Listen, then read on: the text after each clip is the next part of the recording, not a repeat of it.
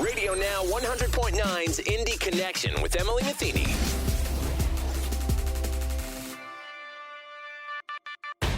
Hello, I'm Emily Metheny, your host. This week, I caught up with the Indianapolis Cultural Trail. Sarah Frey, Director of Development and Marketing, told us about what the trail has coming up in 2022, but we started our conversation by talking about what the organization did in 2021. Sure. We had a busy summer hosting live music in some of the public spaces in downtown Indianapolis. So live at Luger Plaza, where we hosted lunchtime musicians, and then live at the Orange Bridge, where we hosted Friday night live local musicians. It was a great summer series that we hosted just to get some musicians back to work outdoors and some new public space venues in our city. We hosted a record number of volunteers. Especially looking at that September and October timeframe, we hosted over 300 volunteers in those specific months, which is just a lot of people and a lot of work got done along the trail. You know, we're working really hard to fill in with a lot of plans and to make it just continually be that beautiful experience for everyone. And most exciting of all, I think, is that we broke ground on the expansion of the Indianapolis Cultural Trail, a legacy of Gene and Marilyn Glick. So we all have that to look forward to through 2022 and 2023. Excellent. And you talked about the groundbreaking. Which parts of the expansion was groundbroken? I was going to say we broke ground on the new segments of the Cultural Trail are going to be on South Street, so right between New Jersey, and it will go all the way leading you up to Lucas Oil Stadium on South Street. And then the second segment that we're expanding along is Indiana Avenue and 10th Street. So it'll take you from, it'll go all the way south to the Madam Walker Legacy Center, and it'll go north along Indiana Avenue to 10th Street, and then it will take a left. If you're headed north, it will go west to, I believe it's Riley Hospital Drive right there, and then the city's going to put a bridge in, so it'll connect to 16 Tech, which will just be a great connection with a lot of different trails there. The Fall Creek Trail will come in there, the White River Trail will come in there, and the Cultural Trail will come in there. So you'll just have this great coming together of accessibility and trails and bikeways there. And you talked about how the connectability is becoming even better between all these different areas and spots in Indianapolis. How was it decided that that was going to be how the trail was going to expand? You know, surprisingly, that was a little bit before my time when they decided kind of how they would connect. But what we look for as an organization as we think about, you know, growing and expanding the Cultural Trail is making sure that we stay true to our mission of connecting people and places. And then we also, you know, the Cultural Trail was originally intended to connect the cultural district. So we still want to stay true to that. So thinking about the Indiana Avenue Cultural District on the north side and the Warehouse District on South Street. So we're still providing that connection to the cultural district that was originally intended to do. And it's creating that connection among additional trails. And if you're thinking about on the south side on South Street, it creates a really nice loop for the convention center, for Lucas Oil, and for the current trail where it exists on Virginia Avenue. And when is the expected completion date for both parts of the expansions?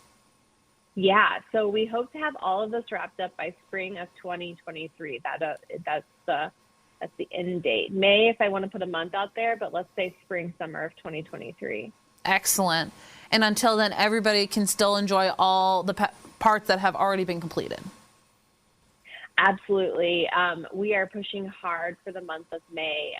Last year, we spent a lot of time out on the trail, filling in with a lot of new plants and new shrubs. So the month of May is when the trail is going to shine. So if you're feeling a little bit of cabin fever right now, let's all look forward to the month of May. It's a big month in Indianapolis anyways. You know, hopefully we get to host the Indy 500 again this year, and the trail will be just a beautiful place to experience with plants and all the experiences and the art and the people. I think it'll be a really exciting time.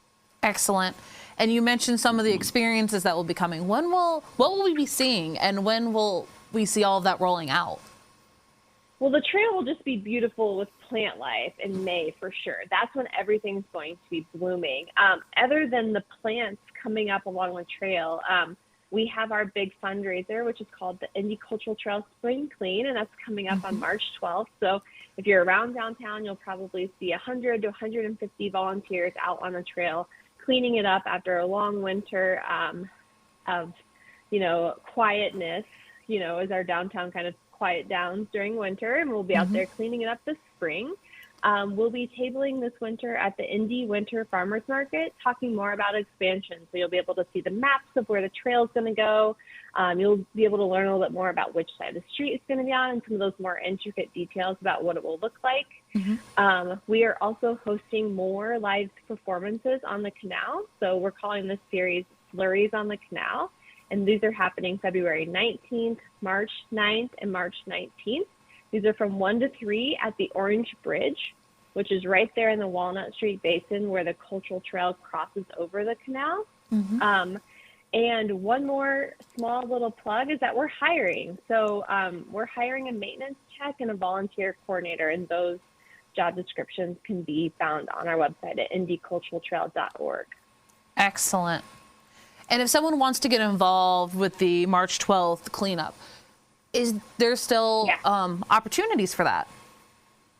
There are. We have just a few corridors left. So we ask organizations to come out and adopt a corridor along the Cultural Trail. And we are at about 75-80% capacity right now, but we definitely still have room to get a few additional businesses or organizations involved. And that information is, again, at indyculturaltrail.org/springclean. Excellent.